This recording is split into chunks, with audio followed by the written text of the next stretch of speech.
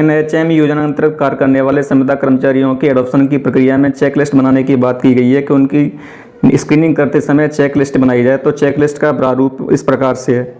सबसे पहले तो संबंधित संविदा कर्मचारी के द्वारा अपने सभी दस्तावेजों की एक फाइल बना करके समिति के समक्ष रखी जाएगी और समिति के द्वारा उसको चेकलिस्ट के माध्यम से जांच किया जाएगा कि वो सभी दस्तावेज उपलब्ध कराए गए या नहीं। वो इस प्रकार से है।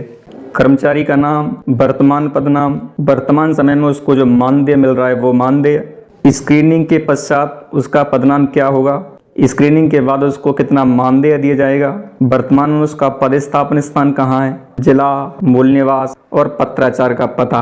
पहले संविदा कर्मचारी के नाम, पिता के नाम, पता के सत्यापन की प्रमाणित प्रति जो कि संविदा कर्मचारी के द्वारा उपलब्ध कराई जाएगी। उसके लिए या तो अंक तालिका या आधार कार्ड को प्रमाणीकरण माना जाएगा। 2 पर संविदा पर कर्मचारी की नियुक्ति हेतु अपनाई गई प्रक्रिया से संबंधित सूचना कि कर्मचारी की संविदा पर नियुक्ति विज्ञापन के माध्यम से की गई थी या सीधी नियुक्ति कर दी गई थी, इस प्रकार की जानकारी देनी होगी। और विज्ञापन के माध्यम से की गई है तो विज्ञप्ति की प्रति उपलब्ध कराई जाएगी।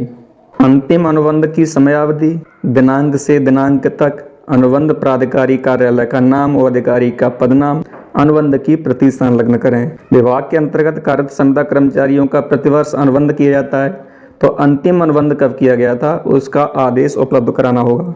विज्ञापन में दर्शाएगी पद की वांछित योग्यता। जब उनकी नियुक्ति की गई थी संविदा के लिए जो आवेदन पत्र आमंत्रित किए गए थे उसमें विज्ञापन में पद की योग्यता क्या रखी गई थी उसकी प्रति उपलब्ध कराना है। नियुक्ति के समय निर्धारित योग्यता, पद अनुसार निर्धारित योग्यता का प्रमाण पत्र दिया जाना है। कर्मचारी का संबंध किस श्रेणी से है उसका प्रमाण पत्र देना है। सामान्य, SC, ST, OBC, WS या खिलाड़ी जो भी हो। कार्मिक की उक्त पद पर नियुक्ति आदेश क्रमांक, दिनांक, यानी जब वो पहली बार संविदा पर नियुक्त हुआ था उसका नियुक्ति आदेश उसकी प्रति लगानी है। कार्मिक का उक्त पद पर कार्य ग्रहण, नियुक्ति आदेश के बाद में उसने किस तिथि को कार्य ग्रहण किया है वो दिनांक। संबंधित कर्मचारी की जन्म तिथि, कार्य ग्रहण को आयु कितनी थी, जब उसने पहली बार संविदा पर कार्य ग्रहण किया था उस समय उसकी आयु कितनी थी, और 1 जनवरी 2023 को आयु कितनी होगी। क्योंकि संविदा नियमों के अंतर्गत जिनकी उम्र 21 से 40 वर्ष के बीच में और अगर कोई आरक्षित श्रेणी का है और उसे आरक्षित श्रेणी का लाभ मिलने के बाद में वो उसकी उम्र ज़्यादा निकल जाती है तो वो अपात्र माना जाएगा। कार्मिक के जीवित संतानों की संख्या 1 जून 2002 से पहले कितनी थी और 1 जून 2002 के बाद कितनी है। 1 जून 2002 के बाद या 2 से ज़्यादा संतान होंगी तो वो संविदा सेवा के लिए अपात्र माना जाएगा। संविदा कार्मिक को देय मानदेय, नियुक्ति तिथि को दिया गया मानदेय कितना था और 1 अप्रैल 2022 को से कितना मानदेय दिया जा रहा है।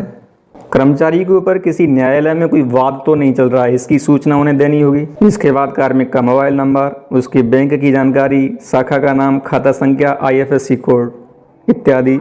यदि कोई कर्मचारी न्यायालय के निर्णय के अधीन कार्यरत हो तो उसके आदेश की प्रति उपलब्ध करानी होगी।